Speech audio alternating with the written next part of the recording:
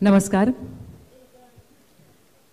मी doctor Mrunmayi Bhajak, metro chapter member आणि Doordarshan Saam TV radio Hindi Marathi English अँकर यानंतरचा अतिशय महत्त्वाचा परिसंवाद आहे आणि मी सॅटर्डे क्लबची आभारी आहे की ह्या परिसंवादाचं आणि आजच्या दिवसाचं सूत्रसंचालन करण्याची संधी मला दिली. नितीन बोरसे सर, आजच्या आपल्या उद्योजकीय परिसंवादात लाभलेले तीनही उद्योजक.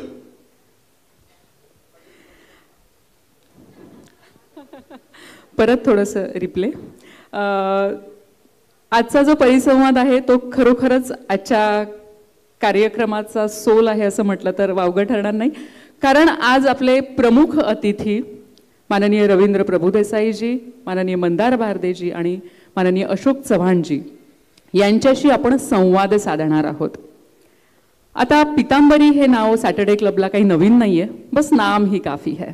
30 वर्षांपेक्षा अधिक उद्योग, 80हून अधिक नाविन्यपूर्ण उत्पादने, 20हून अधिक देशात पोहोचलेला ब्रँड पितांबरी. आणि आपल्याला अभिमानाने ज्यांच्याबद्दल म्हणता येतं की our own Prabhudesai sir, thank you so much for being here. आणि आजच्या कार्यक्रमाचे प्रायोजक पितांबरी प्रायव्हेट लिमिटेड. यानंतर आपल्याबरोबर असणार आहेत मंदार भारदेजी, मॅब एव्हिएशनचे सर्वेसर्वा. एक मराठी माणूस डॉक्युमेंटरीज बनवत असतो, यात काही नवीन नाहीये. आणि डॉक्युमेंटरीज बनवताना पंढरपूरच्या वारीचं शूट करण्यासाठी त्यांना हेलिकॉप्टर हवं असतं, पण काही कारणाने ते हेलिकॉप्टर मिळत नाही. आणि तेव्हा त्या माणसाला असं वाटतं की हेलिकॉप्टर मिळालं नाही तर हेलिकॉप्टर आणि विमानाची कंपनीच मी का काढू नये. काय विचार आहे तो. आणि तो फक्त विचार नाही तर ते स्वप्न आज प्रत्यक्षात उतरलेलं आहे. मॅब एव्हिएशनचे सर्वेसर्वा मंदार भारदे सर यांच्याशी आज आपण गप्पा मारणार आहोत. तिसरं व्यक्तिमत्व आहे अशोकजी चव्हाण, एक mechanical engineer, Marathi mechanical engineer, सिप्लामध्ये काम करत असतो. आणि तिथे सलाईनचं मशीन, सलाईनच्या बॉटल्स बनवणारं मशीन, त्याच्यावरती तो इंजिनियर काम करत असतो.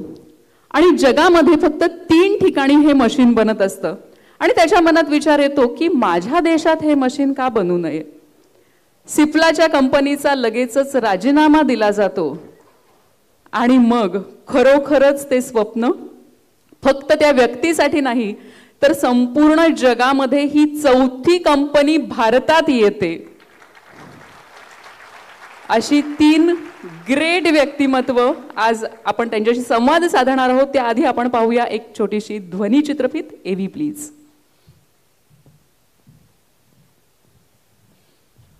तीनही उद्योजक आपापल्या क्षेत्रात. आजच्या आपल्या उद्योजकीय परिसंवादात लाभलेले तीनही उद्योजक आपापल्या क्षेत्रातले मास्टर ब्लास्टर आहेत. माननीय रवींद्रजी प्रभुदेसाई सरांनी पितांबरी प्रॉडक्ट्स प्रायव्हेट लिमिटेड द्वारे आज संपूर्ण देशभरामध्ये प्रचंड मोठं जाळं निर्माण केलंय. देशातील 3 लाखांपेक्षा अधिक दुकानात पितांबरीची अभिनव उत्पादनं उपलब्ध असतात. 325 कोटी रुपयांचा टर्नओव्हर, हजारो कर्मचारी, लाखो समाधानी ग्राहक हे प्रभुदेसाई सरांचं यश आहे. श्री मंदार भारदे यांनी मॅप एव्हिएशनच्या माध्यमातून प्रचंड मोठी भरारी घेत आकाशाला गवसणी घातली. एक मध्यमवर्गीय घरातला मुलगा स्वतःची एव्हिएशन कंपनी सुरू करतो. देशातल्या सगळ्या आघाडीच्या राजकीय पक्ष, कॉर्पोरेट हाऊसेस यांना हेलिकॉप्टर आणि चार्टर प्लेन पुरवतो. ही गोष्टच प्रत्येकासाठी प्रेरणादायी आहे. आणि तिसरे उद्योजक आहेत स्टेरीमॅक्सचे श्री अशोक चव्हाणजी. सलाईनच्या बाटल्या बनवण्याची भारतीय बनावटीची मशीन अशोक सर बनवतात. ही मशीन पूर्वी अमेरिका, जर्मनी आणि इटली येथे बनत असे. त्यावेळेस अशोक सरांनी ही मशीन स्वतःच्या 650 स्क्वेअर फीटच्या वर्कशॉपमध्ये तयार केली. 17 कोटी रुपयांना आयात होणारी ही मशीन स्टेरीमॅक्सने फक्त 1 कोटी रुपयामध्ये बनवली. आज या मशीनची किंमत 35 ते 40 कोटी रुपये एवढी आहे. स्टेरीमॅक्स ही मशीन केवळ 5 कोटी रुपयांमध्ये उपलब्ध करून देते. आपणा तिघांचेही विचार ऐकण्यासाठी आम्ही सगळेजण उत्सुक आहोत. जोरदार टाळ्यांच्या गजरात आपण तिघांचंही स्टेजवरती स्वागत करूया. माननीय रवींद्र प्रभुदेसाई सर, माननीय मंदार भारदे सर, माननीय अशोक चव्हाण सर, आपल्याला विनंती, कृपया आपण मंचावर यावं. आणि आज यांच्याशी आपल्याला संवाद साधायचा आहे. वेळ आपल्याकडे लिमिटेड आहे, त्यामुळे आपण आज सगळे उद्योजक इथे बसलेले आहात आणि त्या दृष्टीने मला असं वाटतं की ही मुलाखत पुढे जावी, की जेणेकरून आपल्या सगळ्यांच्या उद्योगामध्ये एक प्रेरणा आणि काहीतरी आपण या मुलाखतीतून घेऊन जावं. मनपूर्वक स्वागत तिघांचंही.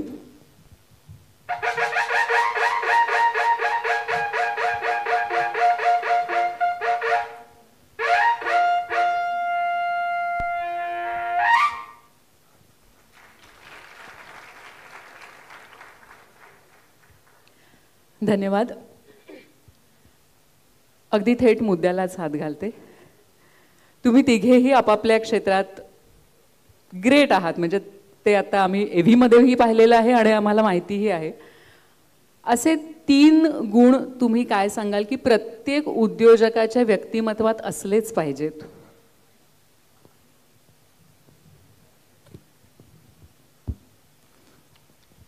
माझ्या मते 3 महत्त्वाचे गुण म्हणजे एक तर जिद्द पाहिजे उद्योजकाकडे, आणि दुसरी मेहनत करण्याची खूप तयारी पाहिजे, आणि तिसरं महत्त्वाचं म्हणजे सातत्य. आपण म्हणतो ना की business is like a bicycle, the moment you stop pedalling you will fall down. असं एकदा बिझनेस सुरू झाला की तो प्रोडक्ट स्टँडर्डाईज झाला की लगेच स्वस्त न बसता अजून नवीन इनोव्हेशन काय करता येईल, काय मॉडिफिकेशन करता येईल, काय डेव्हलपमेंट करता येईल, कंटिन्युअस प्रोसेस हे उद्योजकांनी फॉलो करायला पाहिजे. Great, thank you. Prabhu Desai sir. नमस्कार. पूर्ण हॉल भरलेला आहे. आपण एकदा एक चांगली आपले जे प्रेरणास्थान आहे छत्रपती शिवाजी महाराज, त्यांची घोषणा आपण सगळ्यांना देऊया. बोला छत्रपती शिवाजी महाराज की जय भवानी. धन्यवाद. मला असं वाटतं की जसं त्यांनी 3 मुद्दे सांगितले, तर मी आता सध्या न्यू प्रोडक्ट डेव्हलपमेंटचं जास्त बघतो. तर नॉलेज मॅनेजमेंट हा आपल्याकडे थोडा दुर्लक्षित असलेला थोडासा मुद्दा आहे की प्रॉडक्ट एकदा आपण डेव्हलप केलं की त्या प्रोडक्टकडे आपल्याला असं वाटतं की झालं की त्याच्यानंतर ते प्रोडक्ट कायम चालत राहील. तर त्या प्रोडक्टच्या बरोबर त्याच्या आपण म्हणतो बॅकवर्ड इंटिग्रेशन असतं, फॉरवर्ड इंटिग्रेशन, म्हणजे त्या प्रोडक्टपासून आपण काही पुढचं काही बनवू शकतो किंवा त्याचे रॉ मटेरियल्स पण आपण बनवू शकतो. तर नॉलेज मॅनेजमेंट हे उद्योजकांनी एक त्याच्याकडे लक्ष दिलं पाहिजे. दुसरं असं मला वाटतं की बिझनेस इज प्रॉफिट. म्हणजे आम्हीसुद्धा जेव्हा 100 कोटीची ती स्टोरी आहे ती कधीतरी सांगता येईल किंवा काही लोकांना माहिती पण असेल, तर सेल करता करता प्रॉफिट मिळालं पाहिजे हे विसरायला होतं. आणि प्रॉफिट नसेल तर आपण सस्टेनेबल बिझनेस करू शकत नाही. त्यामुळे आम्हाला मॅनेजमेंटमध्ये पण शिकवलं होतं की बिझनेस, व्हॉट इज बिझनेस, आम्ही काय काय उत्तरं दिली होती, पण बिझनेस इज प्रॉफिट. त्यामुळे तो किमान 5% तरी प्रॉफिट, नेट प्रॉफिट सगळं गेल्यानंतर असायला पाहिजे. हा एक उद्योजकांनी स्वतःकडे केलं पाहिजे. आणि तिसरा मला अतिशय महत्त्वाची गोष्ट असं वाटतं की रामदास स्वामींनी जे म्हटलं होतं की सामर्थ्य आहे चळवळीचे, जो जो करील तयाचे, परंतु तेथे भगवंताचे अधिष्ठान पाहिजे. तर अनेक उद्योजकांचा आम्ही हे बघतो, तर लक फॅक्टर आपण ज्याला म्हणतो, तर आपल्याला जर का एखादी गोष्ट साध्य करायची असेल, आपण बघतोय की अनसर्टन्टी एवढी जबरदस्त आहे, आपण पेपर वाचतो किंवा, तर परमेश्वर आपलं रक्षण करत असतो. तर आपण जर का थोडं तरी त्याच्याकडे लक्ष दिलं, आपण सॅटर्डे क्लबमध्ये सुद्धा कुलदेवतेला का प्रार्थना करतो, सुरुवात आपल्या कार्यक्रमाची आपण त्यांनी केली होती. तर मला जर असं दिसतं की हा जो SQ आहे, म्हणजे स्पिरिच्युअल कोशंट आपण म्हणूया की मॉडर्न भाषेमध्ये, तर तो जर का आपण जपला, म्हणजे त्यात पर्यावरण आलं, आपले कस्टमर आले, आपल्याकडे काम करणारे लोक आले, तर यांच्याबद्दल कृतज्ञता व्यक्त केली, तर ह्या 3 गोष्टींकडे लक्ष दिलं तर मला असं वाटतं धंदा नक्की मोठा होऊ शकतो. क्या बात सर.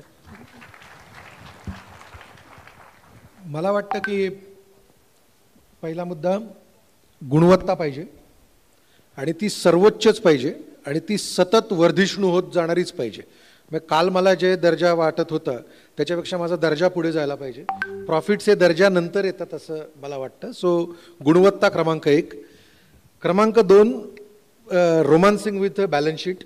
कळलं पाहिजे आपल्याला की हे काय कागदावर आकडे आहेत, आणि त्या आकड्यांचं भय वाटणं कमी व्हायला पाहिजे.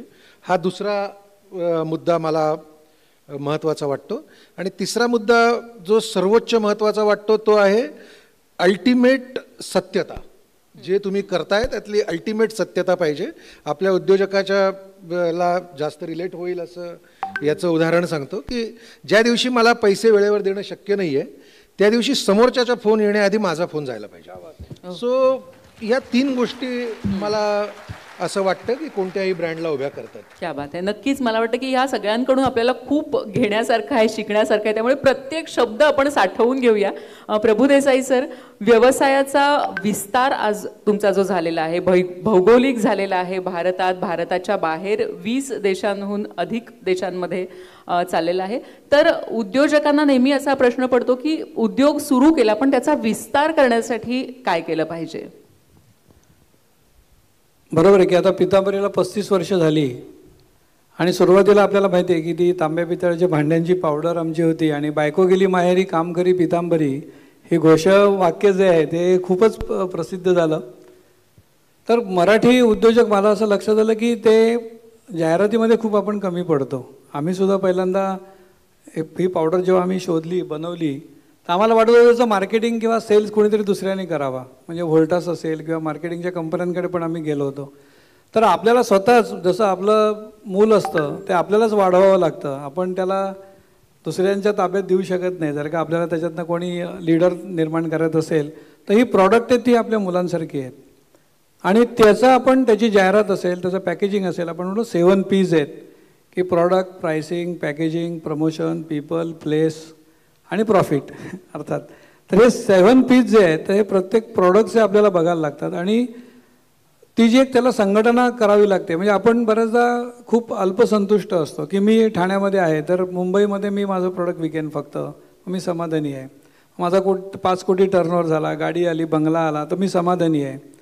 तर असमाधानी असणं अत्यंत महत्त्वाची गोष्ट आहे की ते ठीक आहे, त्याचं एक तुम्ही समाधान स्वतःसाठी बाळगा. पण आपण महाराष्ट्रभर सगळीकडे जातोय का? विदर्भ, मराठवाडा, पश्चिम महाराष्ट्र, कोकण, खानदेश, मग आपण बाजूच्या राज्यांमध्ये आपण जायला पाहिजे. आणि मग आम्ही असं ठरवलं की नाही, आपला पितांबरी हा ब्रँड आपला टाइम्स ऑफ इंडियामध्ये जेव्हा त्या लिस्टमध्ये जे नॅशनल लेवलचे ब्रँड्स असतील त्याच्यामध्ये कुठेतरी आपला पितांबरी हे ब्रँड यायला पाहिजे आणि तसं आपण काम केलं पाहिजे. असं स्वप्न जर का आपण बाळगलं आणि हळूहळू मग त्याच्या दृष्टीने ऑर्गनायझेशनसुद्धा आपल्याला बिल्ड करायला पाहिजे. कारण आता तुम्हाला जर का भारतभर जायचं आहे तर आपण म्हणतो की 140 कोटी आपले मोदीजी आदरणीय पंतप्रधान म्हणत असतात. तर आपल्याला सगळ्या लोकसंख्या माहिती पाहिजेत की महाराष्ट्राची लोकसंख्या जर का 14 कोटी आहे, 15 कोटी आहे, तर 15 कोटी भागिले 5 केलं तर प्रत्येक आपण म्हणतो ते 3 कोटी घरं आहेत, तर त्याच्यात प्रत्येकाकडे पितांबरी जायला पाहिजे. तर आपण हे करत असताना पूर्ण इकोसिस्टीम त्या कंपनीची आणि आपल्या पुढे ज्या कंपन्या आहेत तसं आपल्याला चांगल्या खेळाडूशी खेळलं पाहिजे. तसं आपण कोलगेट असेल किंवा तुमचं हिंदुस्तान लिव्हर आहे किंवा गोदरेज आहे तर आपण आपले टर्नओव्हर जे आहेत तर ते आपले कुठेतरी बाबा 1000 कोटीच्या आसपास असायला पाहिजे. पितांबरीचा आता सांगायला आनंद वाटतो की 350 कोटी आमचा आता या मार्चमध्ये आम्ही टर्नओव्हर अचीव केलेला आहे आणि 2-3 वर्षांमध्ये 500 कोटीचं आमचं स्वप्न आहे आणि 1-2 वर्षात IPO पण आणण्याचा विचार आहे. त्या सगळ्यांना सॅटर्डे क्लबच्या लोकांना प्रेफरन्स देण्यात येईल शेअरसाठी. थँक्यू. Thank you sir. सरांनी सांगितलं की एकतर आपला अभ्यास पाहिजे त्या मार्केटचा, स्टॅटिस्टिक्स चांगले पाहिजेत आणि जाहिरात.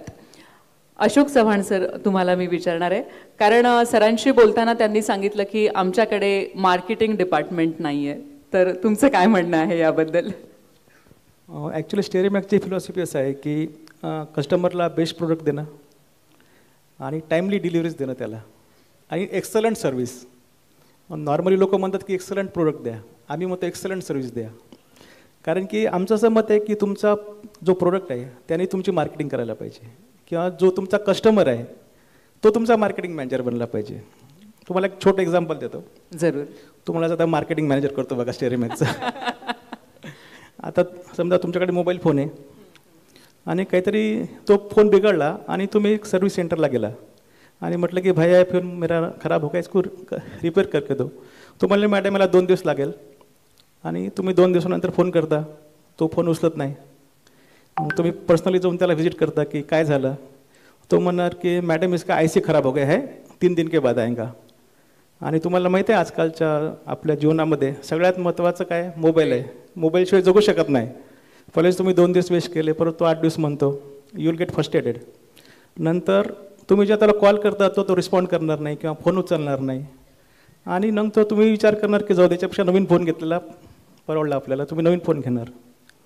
आता तोच जर तुम्ही स्टेरिमॅक्सला जर मोबाईल सर्व्हिसिंगला दिला, ॲक्च्युली आम्ही मोबाईल सर्व्हिसिंग करत नाही, सर्व लोक माझ्याकडे मोबाईल घेऊन येतील, तर आम्हाला जर वाटलं की हा फोन 2 दिवसात रिपेअर होतो, आम्ही तुम्हाला पहिले 3 दिवस सांगणार की मॅडम 3 दिवस लागतील, आणि आम्ही 2 दिवसमध्ये तो फोन रिपेअर करून तुम्हाला देणार, आणि तुम्हाला फोन येईल सेकंड दिवशी की मॅडम आपका फोन रिपेअर हो गया है, यू विल बी हॅपी, अरे 2 दिन में मेरा फोन रिपेअर हो गया. बरोबर आहे. नंतर तुम्ही फोन घेऊन जाणार आणि 3-4 दिवसानंतर आमचा माणूस परत तुम्हाला फोन करणार की मॅडम फोन व्यवस्थित चालू आहे ना, काही प्रॉब्लेम तर नाही ना, आणि काही प्रॉब्लेम असेल सांगा, माझा माणूस तुमच्या घरी येईल आणि फ्री ऑफ कॉस्ट तुम्हाला सर्व्हिस देऊन देईल.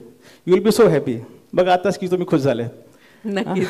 मला वाटतं आपल्यापैकी प्रत्येक जण नक्कीच खुश होईल. तर तुमचं म्हणणं आहे की उत्तम सर्व्हिस दिली पाहिजे. आताच्या पुढे जर ह्या हॉलमध्ये जेवढे लोक बसलेले आहेत, कोणाचा जरी मोबाईल खराब झाला, तुम्ही कोणाचं नाव देणार?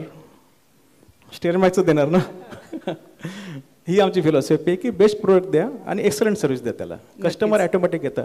फ्रॉम द डे वन आमच्याकडे ना मार्केटिंग डिपार्टमेंट आहे ना सेल्स डिपार्टमेंट आहे. आम्ही जेव्हा कंपनी चालू केली होती तेव्हा आमचं टर्नओव्हर काहीतरी 12 कोटी होतं, आता आमचं 250 कोटी आहे, पण we don't have marketing department, no sale department.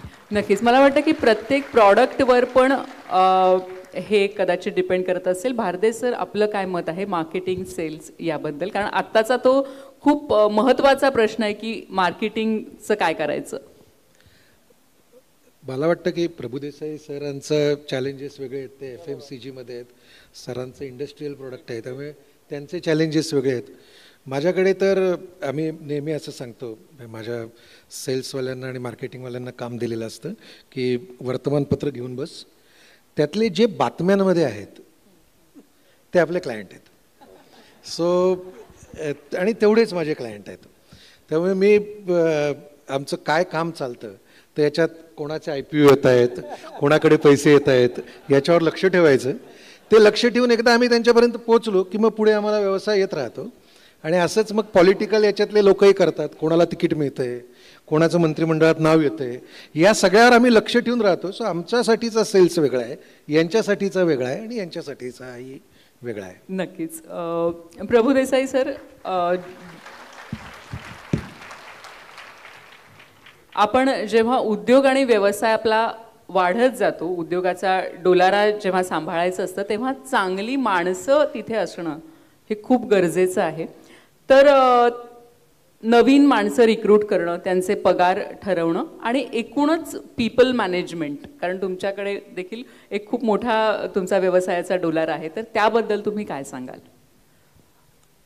म्हणजे पीपल डू बिझनेस असं आम्ही भिंतीवरती आमच्या जे काय वाक्य लिहिलं, जसं बिझनेस इज प्रॉफिट, तर शेवटी ती माणसं व्यवसाय करत असतात. आणि आता 1500 लोक पितांबरीमध्ये आहेत, तर आम्ही त्याचं लेवल्स केलेले आहेत की एक्झिक्युटिव्ह काउन्सिल, जसं छत्रपती शिवाजी महाराजांचं अष्टप्रधान मंडळ होतं, तसं आपलं एक स्वतःचं एक्झिक्युटिव्ह काउन्सिल असायला पाहिजे की फक्त आपणच जर का बिझनेस करत राहिलो तर तो कधी वाढणार नाही. आणि मग त्याच्यानंतर एक्झिक्युटिव्ह काउन्सिलच्या खाली कोअर टीम आहे, मग त्याच्यानंतर प्रोडक्शन हेड्स आहेत, जनरल मॅनेजर्स आहेत. तर घेतानाच आपल्याला हळूहळू जेव्हा आपण पुढची माणसं घेतो, काही कारणाने आपल्याकडचे लोक सोडून जातात किंवा आपल्याला नवीन काही डिव्हिजन चालू केली असेल, तर तो केपेबल माणूसच आपण घ्यायचा. तर बऱ्याचदा आपण काय करतो की आपल्या असलेल्या लोकांच्या पगाराच्या तोडीची माणसं आपण घेतो, पण ते कधीच मिळत नाहीत आपल्याला. तो तुम्हाला हायर यायचा असतो. कारण मनात काय असतं, आता सगळ्यांना समजा 1 लाख रुपये जनरल मॅनेजर्सला आहे, तर 2 लाखाचा माणूस घेतला तर हे काय म्हणतील. तर असं आपण अडकत असतो त्या आधीच्या आपल्या. तर तसा विचार न करता त्या ह्याला केपेबल माणूस 2 लाखाचं तर 2 लाखाचं द्या. त्या लोकांना पण तुम्ही इन्सेंटिव्ह द्या की तुम्ही पण धंदा वाढवलात तुमचा पण 2 लाख करू ना आम्ही, काय प्रॉब्लेम नाही. तर घेतानाच आपण योग्य माणूस घेतला पाहिजे आणि त्यांच्यावर 1 to 1 आपलं असलं पाहिजे. घेतला आणि तो काय करतो आपल्याला माहिती नाही. म्हणजे टॉपचे जे मॅनेजर आहेत का त्या प्रत्येकाची कोर टीम केलेली आहे आम्ही, आणि त्यांचं एकमेकांबरोबर त्यांच्या मीटिंग्स असतील किंवा ती टाईम मॅनेजमेंट आहे, आणि त्यांची प्रेझेंटेशन्स महिन्यातून एकदा मी स्वतः घेतो. अच्छा. तर त्या प्रेझेंटेशनमधनं किंवा आता समजा अकाउंटशी पण समजा पूर्ण टीम आहे कोर, प्रत्येक जी काय 10-12 डिपार्टमेंट आहे, तर त्यांच्यावर बसलं की आपण एखादा काही त्यांना पॉईंट सांगितला तर स्पार्क कोणामध्ये आहे हा आपल्याला लगेच कळतो. ते स्पार्क ज्यांच्यामध्ये आहे त्यांना पटापट पुढे घ्यायचं आहे, आपल्या जवळच्या सर्कलमध्ये ते असले पाहिजेत. मग ती लिडरशिप डेव्हलपमेंट खूप फास्ट होत जाते ती. आणि मग त्याच्यामधून ट्रेनिंग वगैरे असतात, पण हा सगळ्यात ऑन जॉब ट्रेनिंग आपण ज्याला म्हणू की, आणि त्याला असाइनमेंट देतो मी की तुला ही असाइनमेंट आहे. तर एक उदाहरण द्यायचं झालं तर आमचं आता टुरिझमचं पितांबरीचं आता आपण ॲग्रो टुरिझम आहे, ते लॉसमध्येच होतं आमचं आणि प्रॉफिटमध्ये येतच नव्हतं. तर आम्ही विचार केला की अरे काय करता येईल. तर दापोलीला ते ऑड ठिकाणी आहे किंवा आमचं दुसरं आहे ते राजापूरला आहे. तर म्हटलं आपण एक बसच करूया, कारण आम्ही केसरी टूर्समधनं वगैरे जायचो. तर तुम्ही एअरपोर्टवरती गेलात की ते तुम्हाला घेऊन जातात देशोदेशी, पुन्हा एअरपोर्टवरती आणून सोडतात. म्हटलं आपण गोखले रोडवरनं ठाण्यातून घेऊन जाऊ आणि पुन्हा ठाण्याला गोखले रोडला आणून सोडू, बोरिवलीच्या माणसाला बोरिवलीला सोडू, दादर, डोंबिवली, कल्याण 2 बस घेतल्यावरती आमचं पूर्ण रिसॉर्ट फुल झालं आणि आम्ही प्रॉफिटमध्ये आलो 3 महिन्यामध्ये. या आत्ताच्या ही आयडिया एखादी तुम्ही हे केली, पण मी ती असाइनमेंट त्या मॅनेजरला दिली आणि त्यांनी ती इम्प्लिमेंट केली. मग तो सांगत नाही राहिला की बाबा बस मिळत नाही, हे मिळत नाही, ते कारणं नाही काय त्यांनी सांगितली. ते सगळं अरेंज केलं त्यांनी. आता आम्ही आमच्या स्वतःच्या 2 बसेस पण त्यांनी सांगितलं आपण घेऊया. म्हटलं काहीच हरकत नाही. क्या बात आहे. नक्कीच म्हणजे एक छोटीशी कल्पना, आयडिया की कल्पना, कल्पना की आयडिया, तर ती देखील खूप मोठा बदल आणू शकते. भारदे सर, भांडवल ही खूप महत्त्वाची बाब आहे कुठल्याही उद्योगामध्ये, विशेषतः जेव्हा उद्योग तुमचा जसा आहे किंवा चव्हाण सरांचा आहे की त्याचं कॉस्टच मुळात खूप मोठी आहे. तर मला तुमच्याकडून थोडंसं एका वेगळ्या लेवलला भांडवलाबद्दल विचारायचं आहे. ते म्हणजे जागतिक बाजारपेठेमध्ये काय परिस्थिती असते, कसं भांडवल जमा करतात. आपण भारतामध्ये बघतो की गुजराती, मारवाडी लोक आहेत, त्यांची काय सिस्टम आहे आणि मराठी माणसाची काय सिस्टम आहे. छान आहे हा प्रश्न, कारण की भांडवल सर्व व्यवसायांना लागतं. आत्ता तुम्ही जे पहिला प्रश्न जे प्रभू देसाई सर सांगत होते त्याला जोडून मी हे कंटिन्यू करतो. आमच्याकडे जास्त मॅनपॉवर कामाला लागत नाही, खूप कमी मॅनपॉवरवर आम्हाला खूप जास्त टर्नओव्हर करणं अपेक्षित असतं. सो आम्ही माणसाला रिक्रूट करतानाच या प्रकारच्या मेंटॅलिटीवर आम्ही आता काम करतो की याला आपण पार्टनर म्हणून घेतला असता का, हा प्रश्न विचारतो आणि त्या माणसाची जर ती लायकी असेल तरच त्याला कंपनीत एंट्री देतो. मग त्याला सगळी मूल्य सिस्टीम तुमची लागू होते. आणि नंतर असं लक्षात आलं, म्हणजे याच म्हणजे हे जेव्हा पुढे सूत्र आपण नेतो त्यावेळेला असं लक्षात आलं की तुम्ही उद्योजक म्हणून जितके multiple partners within the company आणि विदिन द कम्युनिटी तयार कराल तेवढा तुमचा विस्तार वेगाने होत जातो. आता मी उठलो आणि मी जेव्हा हा धंदा करायला सुरुवात केली त्यावेळेला माझी अजिबातच ही क्षमता नव्हती की 50-100 करोड रुपयाचं विमान आम्ही विकत घेऊ शकू. मग त्याचे 2 मार्ग टिपिकल असतात की तुम्ही काय जे आहे ते असेल नसेल ते विका आणि मग कर्जबाजारी होऊन ते घ्या. हेलिकॉप्टरची किंमत किती असते साधारण? काय जे असं साधं गोरगरिबांचं आहे ते 8-9 कोटी रुपयाला मिळतं आणि जे मोठे आहे ते 150 कोटीपर्यंत मिळतं. सो तुम्ही ते करत असताना मग एक मार्ग असा असतो की तुम्ही किती पार्टनर्सना तुमच्याबरोबर घेऊ शकता, तुमच्या कन्सेप्टवर किती माणसं विश्वास ठेवायला तयार असतात. म्हणजे मला आनंद वाटतो हे सांगण्यासाठी की ज्या वेगाने कंपन्या वाढायला पाहिजेत त्या वेगाने आम्ही वाढतो आहोत, तो पॅरामीटरही आहे. पण असे अनेक जण आहेत जे आता सुरुवात झाली आहे की जे येतात आणि म्हणतात मेरा इतना लगाओ, मेरा भी इतना तुम्हारे कंपनी में लगाओ. हा जो पैसा येतो हा पैसा त्यामुळे मला असं वाटायला लागलं आणि आता एक 10-12 वर्ष भयंकर कॅपिटलची गरज असणारा धंदा केल्यानंतर मी सांगू शकतो की पैसा ही व्यवसायासाठी शेवटची गरज आहे. पहिली गरज तर तुमची हिंमतच आहे. पहिली गरज तुम्ही कन्व्हिन्स आहात की नाही तुमच्या व्यवसायासाठी. म्हणजे मला एक असं नेहमी वाटतं की आपण ज्यांच्याबद्दल असा उल्लेख करतो की ते वर्षानुवर्ष व्यवसाय करणाऱ्या कम्युनिटीज आहेत त्यांची एक ताकद जी आहे महत्त्वाची ती ताकद ही आहे की एकाने धंदा काढला की अनेक जण त्याच्या धंद्यामध्ये पैसे लावतात, जेवढे शक्य आहे तेवढे लावतील. आणि आपल्याकडे असं आहे की मला जर उद्या जाऊन सांगितलं की मी माझ्या काकांकडे जायचं आणि काकांना म्हणायचं काका मला मी विमान घेतोय, मला 10 लाख कमी पडत आहेत, तुम्ही द्या, तर मला त्याच्यामध्ये अपमान वाटतो. हा अपमान कुठला असतो याचा शोध घेतला तर आपल्या भांडवलाचे प्रश्नांची जास्त बरी उत्तरं मला मिळू शकतील. हा अपमान असा असतो की आपल्याला असं दाखवायचं असतं की मी एकटा धंदा करू शकतो, मला कोणाची गरज नाही. असं काहीच असत नाही, असं कधी असूच शकत नाही. मग आपण पाहिलंय की सुंदर पिचाईसारखा मोठा माणूस हा भारत सरकारच्या अधिकाऱ्यांकडे आणि भारत सरकारचा जो एवढं मोठं साम्राज्य चालवतो तो पण मार्केटिंग करायला येतो आणि आपल्या प्रॉडक्टबद्दल कन्व्हिन्सिंगली विकतो. मला असं वाटतं की तुम्हाला जर लोकांकडे भांडवल मागायची लाज वाटत असेल तर याचा स्वच्छ अर्थ असा आहे की तुमच्या बिझनेस प्लॅनवर तुमचा पहिले विश्वास नाही. तुमचा विश्वास नसेल तर लोक तुमच्याकडे पैसे का लावतील? म्हणजे माझा विश्वास नाही यावर की धंदा करायला पैसा लागतो. क्या बात आहे. खरंच आहे, गट्स लागतात. आणि जर आपण सरांची स्टोरी पाहिली किंवा अशोक चव्हाण सरांची स्टोरी पाहिली किंवा तुमचाही ज्या विस्ताराने तुम्ही वाढवलंय तर त्याच्यामध्ये खरंच आहे पहिली गोष्ट म्हणजे गट्स. चव्हाण सर, अख्ख्या जगामध्ये फक्त 3 कंपन्या होत्या हे मशीन बनवणाऱ्या. तर आत्ता विदेशी बाजार आणि तुमच्या व्यवसायामध्ये आणि तुमची कंपनी स्टेरीमॅक्स, तर काय सध्या स्थिती आहे हे आम्हाला तुमच्याकडून जाणून घ्यायला आवडेल. आणि आपल्या भारतीय बाजारामध्ये हे सांगायला खूप आनंद होतो की स्टेरीमॅक्स या कंपनीमुळे सलाईनच्या बॉटल्सची किंमत ही आज बिस्लेरीच्या बॉटलपेक्षाही कमी झालेली आणि त्याचं श्रेय सगळं अशोक चव्हाण सरांना जातं. तर विदेशी बाजार आणि भारतीय ह्याच्याबद्दल सांगा. त्याच्याबद्दल सांगायचं म्हणजे काय की जेव्हा ही मशीन आम्ही बघितली, जेव्हा आम्ही सिप्लामध्ये होतो तेव्हा त्याची किंमत 17 कोटी होती. आज त्याची किंमत विदेशी मार्केटमध्ये 42 करोड टू 50 करोडच्या मध्ये जाते. ओके. आणि तेव्हा सलाईनची बॉटलची किंमत 80 टू 90 रुपीज पर बॉटल व्हायची. तर जेव्हापासून स्टेरीमॅक्सने मशीन बाजारात लॉन्च केल्या तेव्हापासून म्हणजे 2009 पासून तर आजपर्यंत एकही मशीन इम्पोर्ट झाली नाही आउट ऑफ इंडियापासून तर इंडियामध्ये. हां. आणि स्टेरीमॅक्सचं मार्केट शेअर म्हटलं तर मोर दॅन 90% आहे आज इंडियामध्ये. क्या बात है, क्या बात है. जर तुम्ही कुठल्याही हॉस्पिटलमध्ये सलाईनची बॉटल जर बघत असाल तर 90% चान्स आहे की ती स्टेरीमॅक्सच्या मशीनमधून बनली आहे. ॲक्च्युली ह्या जो पिरियड स्टार्ट केला, जर सरांनी म्हटलं की पैशाची गरज नसतं आणि खरंच नसतं. मी जेव्हा कंपनी चालू केली माझ्याकडे तेव्हा 5,000 रुपीज होते आणि त्या 5,000 रुपयामध्ये मी फक्त 40 वॅट टीन नंबर याचा तो काढला आणि फक्त स्टार्ट केलं. पहिली ऑर्डर स्पेअर पार्टची घेतली सिप्लाकडून, रॉ मटेरियल उधार घेतलं, म्हणजे निगेटिव्ह वर्किंग कॅपिटलमध्ये व्यवसाय चालू केला, म्हणजे फ्रॉम द स्क्रॅच.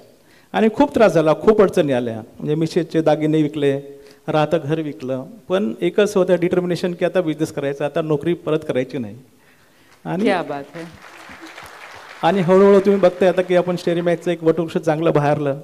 जे जगातली सर्वात मोठी कंपनी आहे जी जर्मनीला आहे, तिनं आपल्याला 2 वेळा आपल्याला ऑफर केलं आहे. एक वेळा 700 करोड रुपयाची केली, एकदा 1100 करोड रुपयाची केली.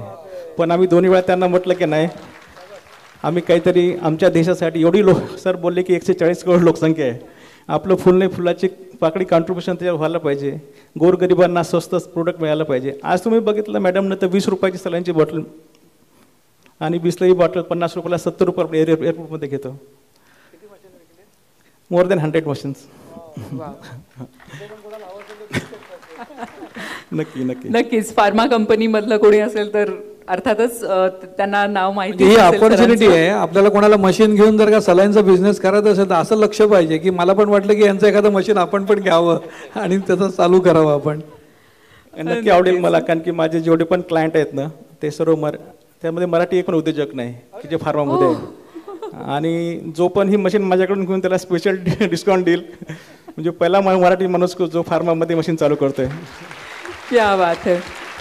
मला वाटतं की हा जो एक कुठला तरी म्हणजे काय असतं त्याला मला सांगता नाही येणार की 5,000 रुपये आहेत आणि उद्योग सुरू केला.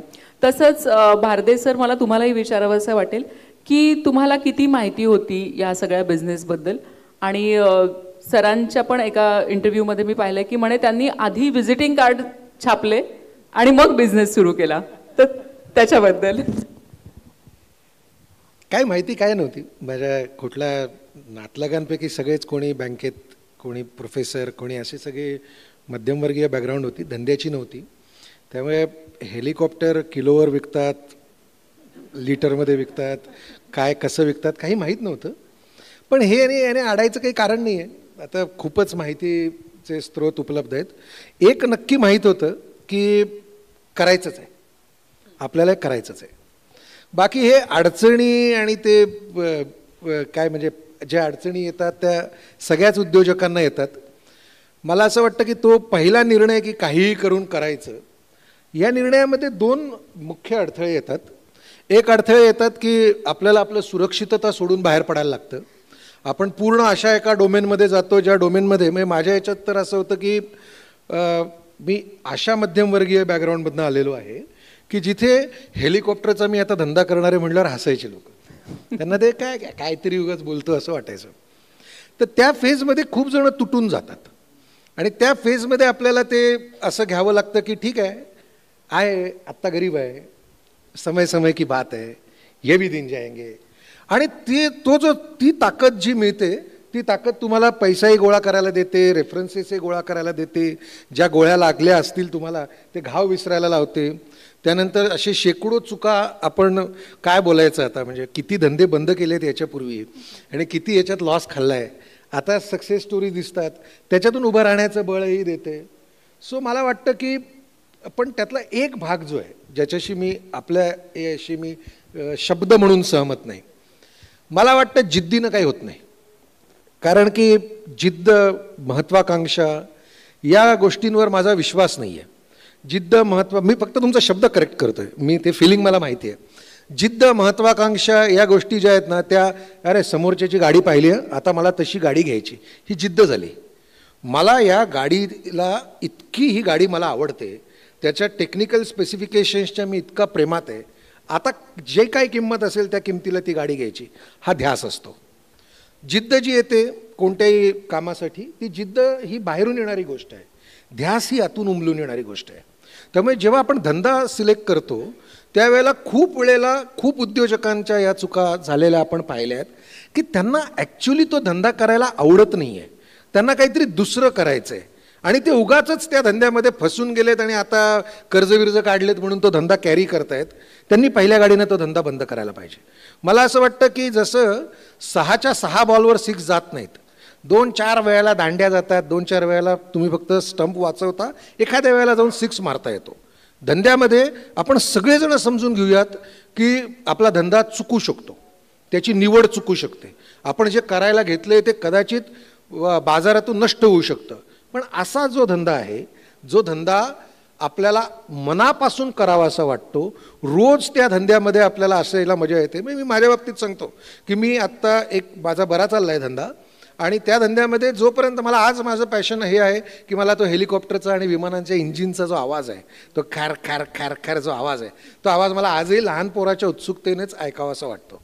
आजही मी माझ्या ऑफिसमधून निघालो आणि वरून टेक ऑफ झालं तर मी काचेतून मान बाहेर काढून ते विमान पाहतो. जोपर्यंत मला हे करावं असं वाटतंय ना, मी काहीही करीन आणि तो धंदा माझा यशस्वी करीन. ज्या दिवशी ते हेलिकॉप्टरची उडणारी धुळीने मी इरिटेट व्हायला लागलो त्यावेळेला आपण दुसरा काहीतरी धंदा करू. त्या अर्थाने मला असं वाटतं की ध्यास आहे, जो तुमचा आहे तोही ध्यास आहे. तुम्ही जे स्पार्क सांगितलं की सगळ्यात चांगलं सलाईनचं मशीन बनवायचं, मला एक असं वाटलं की आम्हाला इथून दापोलीला जायचं झालं तर किती पैसे पडतील म्हणजे आमच्या इकडे हेलिपॅड वगैरे करून घेऊ आम्ही, आपल्याला उपयोग कसा का, एवढी आता मैत्री झाली तर काहीतरी उपयोग केला पाहिजे ना. आणि रिझनेबल किंमत सांगायची, फुकट पीक घेऊन जा वगैरे असं नकोय मला. ते शक्य नाही होणं माझ्याने. आणि तुम्ही जेव्हा बसचा उल्लेख केलात त्याच वेळेला मी म्हटलं हेलिपॅड बनवायला पाहिजे यांच्याकडे, यांची लोक हेलिकॉप्टरने पण तुमच्या रिसॉर्टवर जातील. सो आपण करूयात, नक्की करूयात. बघितलं कसा संवाद असतो उद्योजकाचा उद्योजकाशी. आता चुकांचा विषय झाला तर मला तुम्हाला तिघांनाही विचारायचं की उद्योगामध्ये अपयश येतं, काही चुका होतात. तुम्ही प्रभुदेसाई सरांना मला विचारायचे की काही गोष्टी आपल्याला बंद कराव्या लागतात, तर हा बंद करण्याचा जो निर्णय असतो त्याच्याबद्दल सांगा. जेव्हा 100 कोटीवरनं 500 कोटी किंवा आपण आपल्या तुमचा काय 10 कोटी असेल तर 25-50 कोटी जेव्हा आपण टर्नओव्हर किंवा एक्सपान्शनचं आपण बघतो त्यावेळेला डायव्हर्सिफिकेशन आपल्याला करावं लागतं. तर त्या डायव्हर्सिफिकेशनच्या वेळेला कुठल्या गोष्टीचं आपल्याला माहिती नसतं तर आपण त्या मोहात पडतो किंवा आपण पुस्तकं वाचत असतो, मॅगझिन्स असतात, एक्झिबिशनला जात असतो, तर तिथे आपल्याला काही प्रॉडक्ट किंवा काय काय वस्तू आपल्याला आवडतात आणि हे आपण करून बघावं. तर आम्ही सुद्धा तशा आमच्या 10 डिव्हिजन झाल्या आणि मग एक असं कळायला लागलं की आम्ही सिव्हिल लाईनमध्ये गेलो. म्हणजे जागा घेतली होती, माझं एक स्वप्न होतं की 100 कोटी, त्याच्यानंतर 100 एकर जागा पाहिजे आणि 100 वर्ष पितांबरी टिकली पाहिजे का त्यापेक्षा जास्त. तर ते 2 स्वप्न झाली, 100 कोटी झालं, 100 एकर जागा झाली. मग ती जागा घेतल्यानंतर काय करायचं, तर ते रिसॉर्ट आम्ही दापोलीला चालू केलं आणि राजापूरला पण. मग तिथे बाबा जागा अशी जी खडकाळ होती, जिथे शेतीची जमीन होती तिथे झाडं वगैरे लावली, खूप चांगल्या प्रकारे लागवड केली, नर्सरी फ्रँचायझी चालू झाली. तर तिथे मी बंगल्यांचं सुरू केलं. पण माझ्या लक्षात हे आलं नाही की बंगले बांधणं एवढं सोपं नाही. असं वाटलं की कोणतरी सिव्हिल कॉन्ट्रॅक्टर घेतला, त्याला सांगितलं एक आर्किटेक्ट घेतला आणि त्याने डिझाईन केलं, बंगले बांधले. एवढं सोपं नाही आहे, कारण आयुष्यभर त्या लोकांना त्या बंगल्यांमध्ये राहायचं असतं आणि त्याच्यात खूप डिफेक्ट आले. आणि आमच्या घरातलं कोणी सिव्हिल इंजिनियर नव्हता किंवा मी पण सिव्हिल इंजिनियर नाही आहे. तर त्या डोमेनचं नॉलेज जेव्हा आपल्याला नसतं त्यावेळेला खूप प्रॉब्लेम येतात. आणि ते मला लगेचच कळलं. त्यावेळेला मी लगेच ती तुषार जोशी म्हणून आपले सॅटर्डे क्लबचे डोंबिवलीचे मेंबर आहेत का तुषार किंवा कोणी, हां, तर त्यांच्याकडे आम्ही ती पार्टनरशिप केली आणि पूर्ण तो बिझनेस आम्ही त्यांना हा केला. हे एक झालं. दुसरं आम्ही असं आमचं एक इनलाईन कॉम्प्युटर्स म्हणून एक होतं आणि आमच्या सगळ्या लोकांना ट्रेनिंगसाठी कॉम्प्युटर इन्स्टिट्यूट चालू केलं होतं साधारण 2003 वगैरे. आम्हाला वाटलं की आपण अँटीव्हायरस आपण बनवूया आणि अँटीव्हायरस आम्ही तयार केलं. मग ते इंजिन वगैरे घेतलं, पण त्याच्यामध्ये एक सतत जी डेव्हलपमेंट लागते, पुन्हा त्याच्यामध्ये कोणतरी म्हणजे माझा मुलगा समजा परीक्षित आहे किंवा कोणीतरी जर का तो सॉफ्टवेअरमधला असता किंवा सॉफ्टवेअरमधला त्याच्यातला टॉप माणूस जर का, तसं ह्याने सांगितलं की पार्टनर घ्यायला पाहिजे होता, ही आता आयडिया आली मला. तर त्या योग्यतेचा माणूस की ज्या डेडिकेटेड टू सॉफ्टवेअर ते नव्हतं झालं. त्याच्यामुळे खूप आम्ही मागे पडत होतो. मग ती आम्ही काय केलं की ती डिव्हिजन जसं प्रत्येक ह्याच्यामध्ये कॉम्प्युटरचं लागतातच, सेल्सचे लोक वगैरे आम्ही काढून टाकले आणि ते आता आमचं बॅकबोन तसं उपयोग केलं. तर याच्यामध्ये मला असं एक सगळ्याच उद्योजकांना असं हे करा की ही जी प्रॉडक्टसुद्धा आहेत, फूड प्रॉडक्ट आहे किंवा ॲग्रोचे प्रॉडक्ट आहेत, ते प्रत्येक प्रॉडक्ट हे तुम्हाला यशस्वी करावं लागतं. ते अयशस्वीच असतं. तुम्ही आता मला असंख्य संकटं येतात किंवा तुम्ही म्हणालात आपण सोडून दिलं नाही, ते आपण ते आपल्याला यशस्वी करायचं आहे आणि त्याने तुम्ही पण प्रयत्न करून सुद्धा तुम्हाला असं लक्षात आलं की अयशस्वी होत आहे, तर आपण तो हट्ट धरता कामा नये की एकदा आता मी घेतलं आहे तर शेंडी तुटवा पारंबी तुटो, अशी एक म्हण आहे मराठीत. तर शेंडी तुटता कामा नये, शेंडी राहिली पाहिजे. तर ती आपण सोडून द्यायचा तो धंदा. बाकीचे आपल्याला ऑप्शन्स असतात. त्यामुळे प्रत्येक प्रॉडक्ट यशस्वी करावं लागतं आणि एक व्यावहारिक दृष्टिकोन घेऊन त्याच्यात काय मोठं कमीपणा नाही आहे. तर तुम्ही जे कारण ती सगळी एनर्जी, तो वेळ सगळं आपण यशस्वी प्रॉडक्टच्या मागे लावू शकतो. चव्हाण सर, तुम्ही काय सांगाल? अपयशांवर कशी मात केली, पुढे कसे गेलात? ॲक्च्युली आता अपयशकडे किंवा प्रॉब्लेमकडे तुम्ही कसं बघताय हा तुमचा एक पर्सनल पर्स्पेक्टिव्ह असतो. मी म्हणजे प्रॉब्लेम येतात, अडचण येतात, त्याला मी एक प्रोसेसचा भाग समजतो. मी त्याला म्हणतो हे प्रोसेसच आहे. कारण की माझं असं बिलीफ आहे की जेव्हा ही आपली पूर्ती बनली, ती म्हणतात की बऱ्याचशा लेअरनी बनली आहे. पहिला लेअर समजा दगडाचा आहे, दुसरा मातीचा आहे आणि जो टॉप लेअर आहे ना तो प्रॉब्लेमचा आणि अडचणीचा आहे आणि त्याच्यावर आपल्याला प्लांट केला आहे. त्यामुळे wherever you go problem will follow you as a Vodafone network. तर ते समजूनच चालायचं की प्रॉब्लेम सगळीकडे असणारच आहे आणि प्रॉब्लेम हे प्रोसेसचा भाग समजून तुम्ही चाला तर तुम्हाला कधी अडचण येणार नाहीत. नक्कीच. स्वामी विवेकानंदांचं एक वाक्य आहे की जर तुम्हाला असं वाटलं की तुम्हाला आयुष्यात काही अडचण येत नाहीये तर समजा की खरंच तुम्ही अडचणीत आहात. भारदे सर, तुम्ही मगाशी म्हणालात की अनेक व्यवसाय तुम्ही बंद केले, तर त्याच्याबद्दल काही आम्हाला माहिती नाही आहे.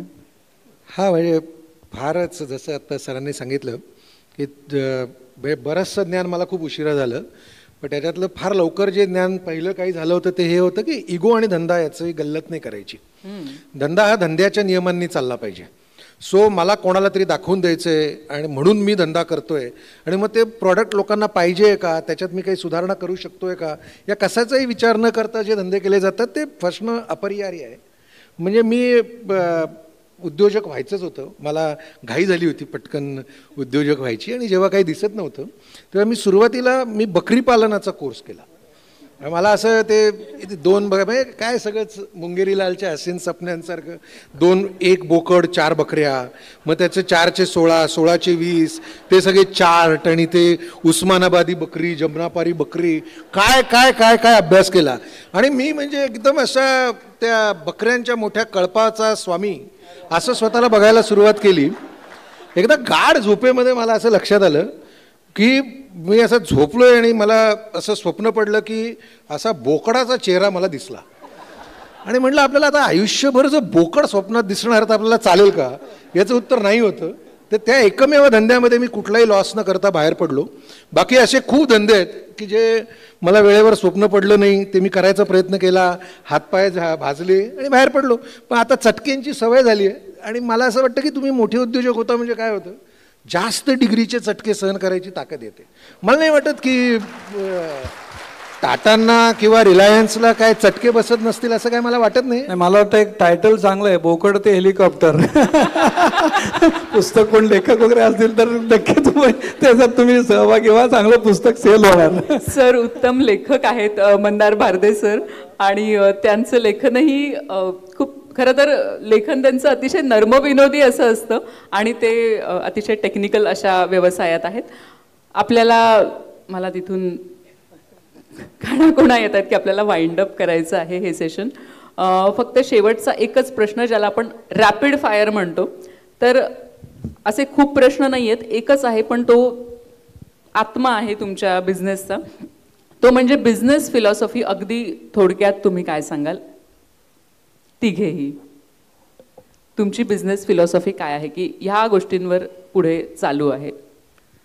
जसं मी सांगितलं होतं, best product at affordable price and excellent service support.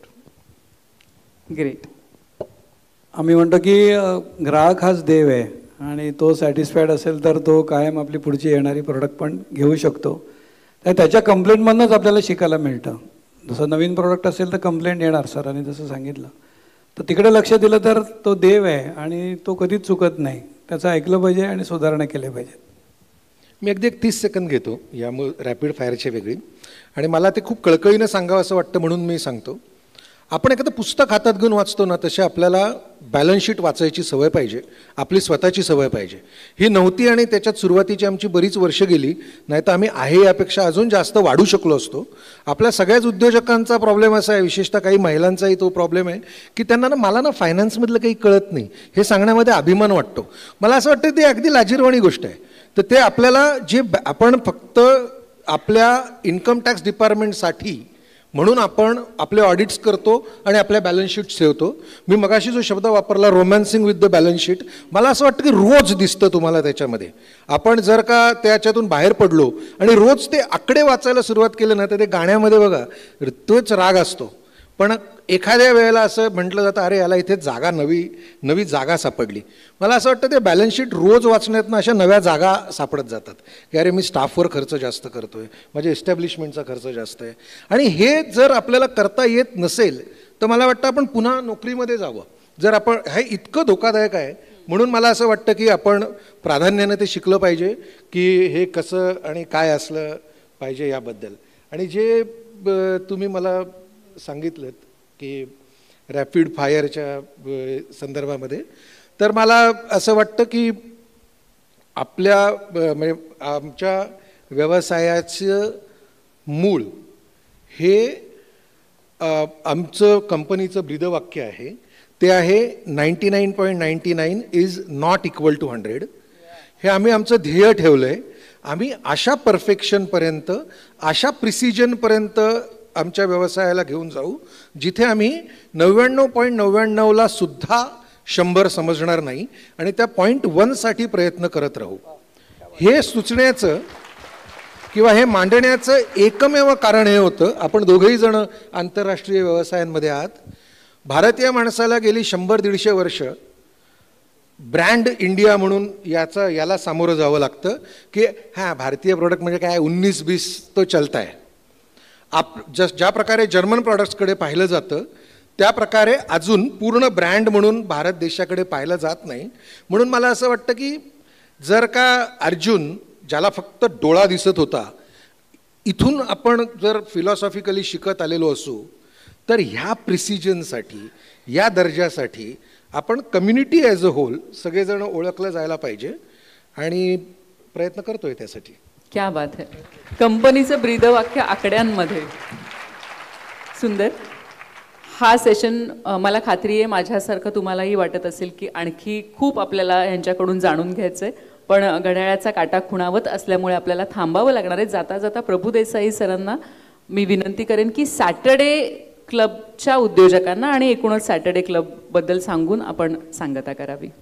आपण जेव्हा सुरुवातीला मराठी उद्योजकता दिवस असं दुगाडे साहेबांनी सांगितलं, तर आता आपलं ऑफिस पण होतं आहे, त्यांनी ते पण सांगितलं की काही दिवसातच त्याचं उद्घाटन होईल. तर काय आपण स्वप्न असलं पाहिजे, तर 5000 मेंबर आपण म्हणतोय, तर आपण हे आकडे जे जसं आता त्यांनी सांगितलं, तर आपण किती लोकांना एम्प्लॉय केलेलं आहे, म्हणजे सगळे सॅटर्डे क्लब मिळून आपण 1 लाख लोकांना नोकऱ्या दिल्यात का 5 लाख लोकांना नोकऱ्या दिल्या आहेत, हे आपण सगळ्यांना सांगायला पाहिजे. किंवा क्युम्युलेटिव्ह आपला टर्नओव्हर किती आहे. तसं त्यांनी सांगितलं आम्ही डन डील 15,000 कोटीची केली, पण आपण सगळ्यांचं मिळून आपलं 1 लाख कोटीचं हे आहे का. आणि इकडे या उद्योजकांमध्ये छोटे उद्योजक पण खूप आहेत. जेव्हा इंटरॅक्शन होतात तेव्हा अगदी बाळबोध प्रश्न किंवा अगदी छोट्या ह्याच्यापासूनच आहे, ते चांगलं आहे. कारण मी पूर्वी लघु उद्योग भारतीमध्ये काम करत होतो, ते एक संस्था आहे उद्योजकांची. मी म्हटलं तुम्ही पहिलं नाव बदला, लघु उद्योग काय म्हणजे मी लघुच राहणार, तर आपण उद्योग भारती असं नाव ठेवू शकतो का. ते नाही म्हणाला, ते नाव नाही बदलता येणार आपल्याला, कारण आम्ही ब्रँड नेममध्ये पण होतो. तर आपल्याला फूड हा जो विषय आहे तर तो अनेक उद्योजक आहेत, तर त्याची एखादी काही कॉन्फरन्स आणि सोशल मीडिया हा जाहिरातीचा कमी खर्चामध्ये चालू असलेला काही एक धंदा आहे किंवा तो उद्योजक आहेत ते. तर आपले जे काही निरनिराळे सेक्टर आहेत, तर दुगाडे साहेबांना माझी विनंती आहे किंवा आपले सगळे जे मंडळी आहेत पदाधिकारी, की असं पण जर का काही ग्रुप्स केले आणि तो अख्ख्या ग्रुपला आपल्याला काही ट्रेनिंग देता आलं आणि अख्ख्या दुसऱ्या ग्रुपची सोशल मीडियाच्या थ्रू या फूड प्रोडक्टची आपण जाहिरात काही केली आणि आपले जे काही कन्सल्टंट्स असतील किंवा त्याचे, तर त्यांना आपण यांना लायसन्सेस घेणं किंवा मदत केली किंवा असं त्यांनी सांगितलं की बॅलन्स शीट वाचायला असलं पाहिजे, तर लगेच त्याला शिकता येणार नाही. पण असे काही लोक आणि त्याचे काही आपण अभ्यास वगैरे केले आपल्या ऑफिसच्या माध्यमातून, तर मला असं वाटतं की हे जे 10,000 उद्योजकांचं स्वप्न आहे ते एका वर्षात नाहीत, पण आपण 3 वर्षात नक्की उभं करू. आणि हा एक वेगळ्या प्रकारची क्रांती जी माधवराव भेडांनी, आदरणीय माधवरावजींनी आपल्याला त्यांनी तो आशीर्वाद दिला, तर तो आपण नक्की पुरा करू शकू. आणि ह्याच्यासाठी चॅप्टर हेड जे आहेत, तर पदांसाठी फक्त मी काहीतरी चॅप्टर हेड हे एक मिरवण्याचं पद नाही आहे किंवा आपले जे काही पदं आहेत ही मिरवण्यासाठी नसून आपल्याला उद्योजक घडवायचे आहेत आणि ही क्रांतीचा एक आपण भाग व्हायचा आहे. तर असं जर का आपण स्वप्न ठेवलं तर मला असं वाटतं की 3 वर्षामध्ये आपण कुठच्या कुठे गेलेलो असो. धन्यवाद. क्या बात है, खूप खूप धन्यवाद तिघांनाही. आणि मी यानंतर आदरणीय दुगाडे सरांना मी मंचावर बोलवते आणि तिघांचाही सन्मान करण्याची विनंती करते. दुगाडे सरांना विनंती, आदरणीय प्रभू देसाई सरांचा त्यांनी सन्मान करावा. Pitambari,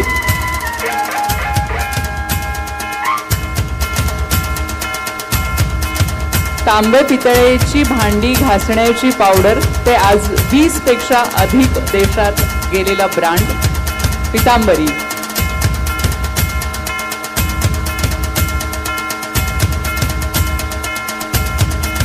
thank you so much sir. Dugade सरांना विनंती की अशोक चव्हाण सरांचाही त्यांनी सन्मान करावा. रुपये 5,000 फक्त ते 250 कोटीच्या वर आज बिझनेस आणि त्यांचे बिझनेस ॲसेट्स आहेत 400 कोटीच्या वर.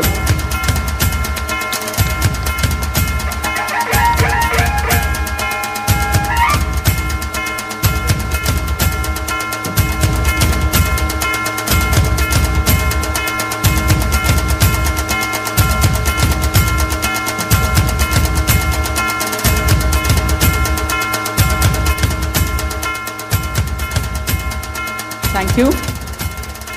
मॅब एव्हिएशनचे मंदार भारदे सर यांचाही सन्मान करण्याची विनंती करते. पंढरपूरच्या वारीमधून मिळालेली प्रेरणा आणि आज त्यांची हेलिकॉप्टर्स आणि विमानं, अनेक वाऱ्या त्याच्या चालू आहेत. मॅब एव्हिएशनचे Mandar Bharde sir.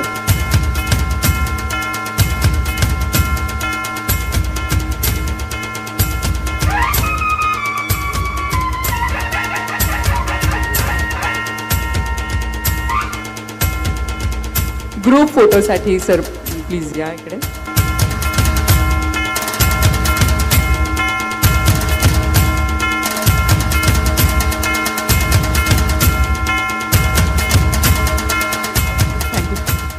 Thank you so much.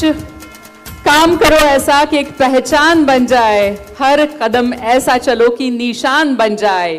यह जिंदगी तो हर कोई काट ही लेता है, जिंदगी जियो इस कदर कि मिसाल बन जाए, कि मिसाल बन जाए. धन्यवाद. मी डॉक्टर मृण्मयी भजक इथेच आपली रजा घेते. Thank you so much.